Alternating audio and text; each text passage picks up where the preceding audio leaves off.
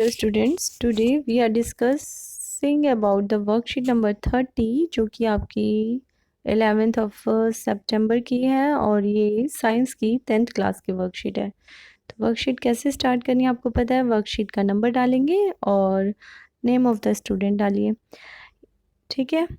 चलिए अब इसके अंदर वर्कशीट जो है वो है एक्सक्रीशन के ऊपर। एक्सक्रीशन मतलब अपनी बॉडी से कुछ भी बाहर निकालना, जो वेस्ट मटेरियल है उसे शरीर से बाहर निकाल देना, दैट इज एक्सक्रीशन। तो there are large number of chemical reaction that take place inside a living body. जो भी लिविंग बॉडी है, जो भी जीवित लोग हैं, उनके अंदर बहुत सारी केमिकल रिएक्शंस होती हैं। अब जब कोई रिएक्शन होती है तो उसमें बाय प्रोडक्ट या वेस्ट प्रोडक्ट भी निकलते होंगे ना वेस्ट प्रोडक्ट। तो उस वेस्ट प्रोडक्ट को भी तो किसी तरह से लिविंग बॉडी की शरीर से बाहर निकालना है, ठीक है। उसे ही हम एक्सक्रीशन कहते हैं। As a result a variety of the waste products are constantly being generated. बहुत सारी वेस्ट प्रोडक्ट बनते हैं। The living body needs to remove these waste, और वो वेस्ट को बाहर निकालना ज़रूरी है। Excretion is the removal of metabolic waste product from the body. इसका मतलब what is the definition of excretion? Excretion is the removal of metabolic waste products from the body. Now there are two types of organisms. One is unicellular and another one is multicellular. You know, unicellulars are made up from one cell only, whereas multicellular organisms are made up of many cells, right? In unicellular organism remove waste, they can remove their waste by diffusion क्योंकि बेटा वो surrounding से एकदम से अपनी body में से बाहर वेस्ट को रिमूव कर सकते हैं डिफ्यूज़न प्रोसेस के द्वारा। डिफ्यूज़न कौन सा प्रोसेस था? जब कंसंट्रेशन ऑफ कार्बन डाइऑक्साइड और waste material is higher in the cell, then it diffuses in the surroundings, right. जबकि मल्टी सेलुलर ऑर्गेनिज्म बहुत सारी सेल से बना है, एक के ऊपर एक बहुत सारी सेल है, तो सारी सेल्स जो है वो सराउंडिंग्स के अंदर ओपन नहीं हो पाती ना, तो इसीलिए उनके अंदर स्पेशलाइज्ड ऑर्गन्स होते हैं जो ये काम करते हैं। तो लिविंग बींग्स में या लिविंग ऑर्गेनिज्म में सबसे पहला एग्जांपल ह्यूमन बींग्स का आता है। हम लोग अपनी बॉडी को खुद अच्छे से ज़्यादा समझ सकते हैं। तो the main function of the human excretory system is to remove the nitrogenous waste such as urea और uric acid from the body. Human के अंदर जो एक्सक्रीटरी सिस्टम है वो क्या एक्सक्रीट करता है? बेसिकली बेटा यूरिया और यूरिक एसिड एक्सक्रीट करता है। आपको पता है यूरिया हमारी बॉडी में बनता कहाँ है? लीवर में बनता है। ये लीवर एक्सक्रीट करता है। अगर यूरिया की अमाउंट आपकी बॉडी में ज़्यादा हो जाता है तो सबसे पहले वो अफेक्ट करता है, और भाई किडनी तो वो काम कर ही नहीं रही है, तभी वो फिल्टर नहीं हो रहा, साथ में यूरिया ज़्यादा बन जाएगा तो इसका मतलब लीवर भी अफेक्टेड होने लग जाता है। चलिए, it includes a pair of kidney. इसमें अब ये सिस्टम है। सिस्टम मतलब सिस्टम वो होता है जिसके अंदर बहुत सारे ऑर्गन मिलकर काम कर रहे होते हैं, है ना, उसे ही सिस्टम कहते हैं। तो ये भी एक सिस्टम है, तो इसमें भी ऑर्गन्स होंगे। और वो ऑर्गन्स कौन कौन से हैं? इसमें आता है 2 किडनियाँ आती हैं, a pair of kidney, a pair of ureters, 2 pipes हैं जो नीचे आपको दिखाई दे रहे हैं। मैं आपको मार्क कर देती हूँ बेटा, ये आपकी 2 किडनी है। ये यहाँ से जो 2 पाइप जा रहे हैं उसे बोलते हैं यूरेटर्स, और नीचे यहाँ जहाँ इकट्ठा हो जाता है यूरिन, ये है यूरिनरी ब्लैडर, और नीचे है यूरेथ्रा, राइट। तो ये आपका पूरा सिस्टम है। इसमें ये ऑर्गन्स हैं आपके 1 2 3 4 ऑर्गन्स आपके काम आए, ठीक। तो इन 4 ऑर्गन को एक बार डिस्कस कर लेते हैं। पहला किडनी। किडनी कहाँ पर होती है? ये एब्डोमेन में नीचे की तरफ, पीछे से बैकबोन की साइड से अगर देखते हैं हम, तो 1 on either side of the backbone होती है। यूरेटर क्या है? यूरेटर बेसिकली पाइप्स हैं जो यूरिन किडनी में बना उसको लेके जाते हैं। और कहाँ लेके जाते हैं? ये यूरिनरी ब्लैडर के पास लेके जाते हैं, right. Urine produced in the kidney pass through the ureter, और यूरेटर से वो पहुँचे यूरिनरी ब्लैडर में जहाँ पे वो स्टोर हो जाता है यूरिन, ठीक है, और बाहर कहाँ से निकलता है, वो है यूरेथ्रा, राइट। चलिए अब आगे चलते हैं हम। The purpose of making urine is to filter out waste products.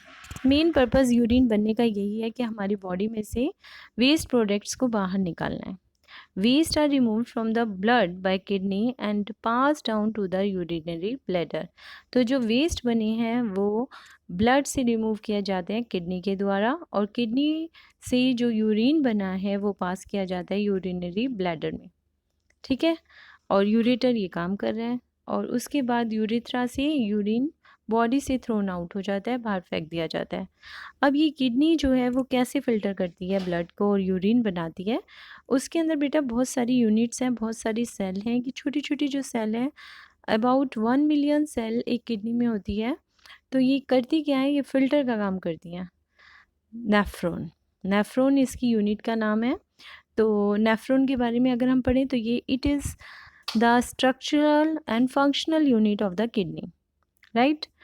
तो कैसे ये काम करती हैं, इसके अंदर ब्लड बहुत हाई प्रेशर पे आता है, ट्रेवल इनटू द ट्यूब्स, और ये ट्यूब्यूल्स जो है ये ब्लड कैपिलरीज हैं, गुच्छा सा बना हुआ है, और इसको कहते हैं ग्लोमेरुलस, ठीक है। ग्लोमेरुलस में ये ब्लड बहुत ज़्यादा प्रेशर के साथ आता है, और ये ग्लोमेरुलस जो है इसके पास एक कप लाइक शेप का एक कैप्सूल सा है, जैसे कि इसमें दिखाया हुआ है, ये है बोमेंस कैप्सूल। मैं आपको बना के भी दिखा सकती हूँ बेटा। मान लीजिए ब्लड की सप्लाई आ रही है, तो यहाँ पर बहुत सारे गुच्छा सा बना हुआ है, दैट इज़ ग्लोमेरुलस, और ग्लोमेरुलस में ब्लड बहुत हाई प्रेशर से आता है, और उसके बाद वो फिल्टर होता है इसी ग्लोमेरुलस से ही, और इकट्ठा हो जाता है कहाँ जाके, बोमेंस कैप्सूल में। बोमेन एक्चुअली में वो साइंटिस्ट था जिसने बताया कि नेफ्रॉन के अंदर बोमेन कैप्सूल होता है, एक कैप्सूल सी शेप का कैप्सूल होता है, इसीलिए इसको बोमेन कैप्सूल बोला जाता है। चलिए, ये तो बात थी बोमेन कैप्सूल की, हम बेसिकली बात तो यूरिन की कर रहे हैं। तो यूरिन बना कैसे, बहुत तेज़ हाई प्रेशर से ब्लड आया, और कहाँ से गया, ग्लोमेरुलस से गया। ग्लोमेरुलस जो है वो अल्ट्रा फिल्ट्रेशन करता है, मतलब वो छोटी छोटी चीज़ों को भी निकाल लेता है, ठीक है। और जो फिल्ट्रेट बचता है, ठीक है, उसको वो कहाँ छोड़ देता है, बोमेन कैप्सूल में छोड़ देता है, ठीक।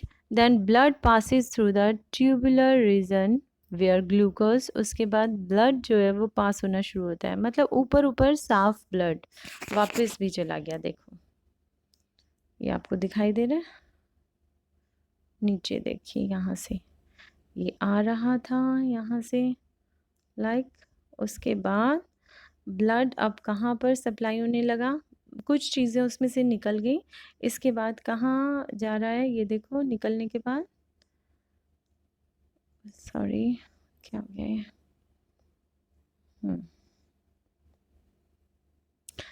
Then blood passes through the tubular region where glucose, amino acids, salts and water are absorbed.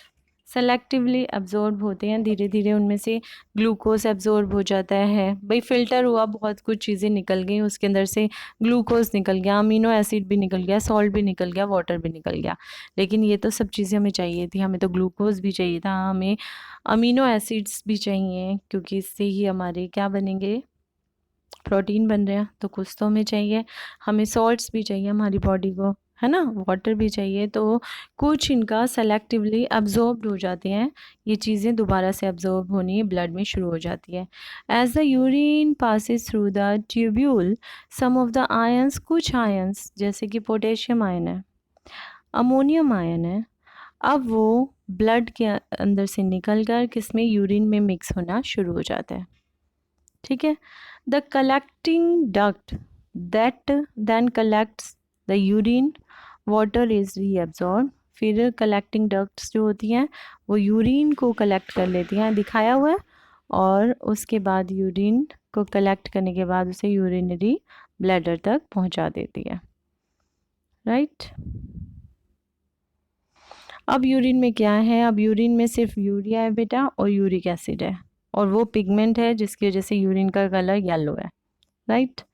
चलो, रिमूवल ऑफ यूरिन कैसे हुआ, इसका मतलब यूरिन बना किडनी के अंदर, एंटर हुआ यूरेटर से, यूरेटर में से वो ब्लैडर में जाके स्टोर हुआ और बहुत तेज़ जब उसमें प्रेशर बन जाएगा तो वो bladder leads to the urge to pass it out through urethra, और उसके बाद यूरेथ्रा से वो बाहर निकल आएगा। तो फर्स्ट क्वेश्चन है, how do unicellular organism perform excretion. तो बताइए कैसे करते हैं यूनिसेलुलर ऑर्गेनिज्म। यहाँ से एज इट इज क्वेश्चन लिख देना, remove waste by diffusion from the body surface into the surroundings, right. Next question है, मल्टी सेलुलर कैसे करते हैं फिर एक्सक्रीशन, और ये कैसे डिफरेंट है। How are the excretion the multicellular organism different from the unicellular organism. तो बताइए कैसे डिफरेंट है। In multicellular organism they are made up of many cells, so all the cells are not open in the surrounding and they remove waste from the body by the specialized organ.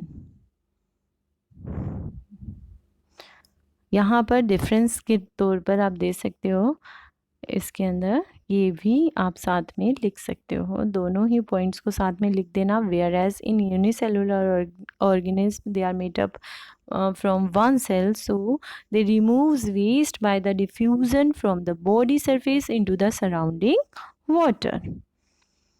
Next question, what is the functional unit of kidney? Yes, ये तो सबको याद हो गया, this is nephron.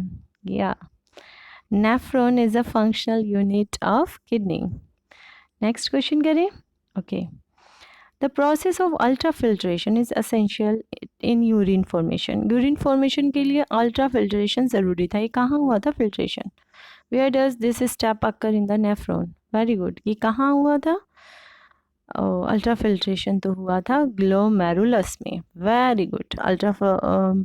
Filtration कहाँ हुआ है? Glomerulus में। ये आंसर है आपका, राइट।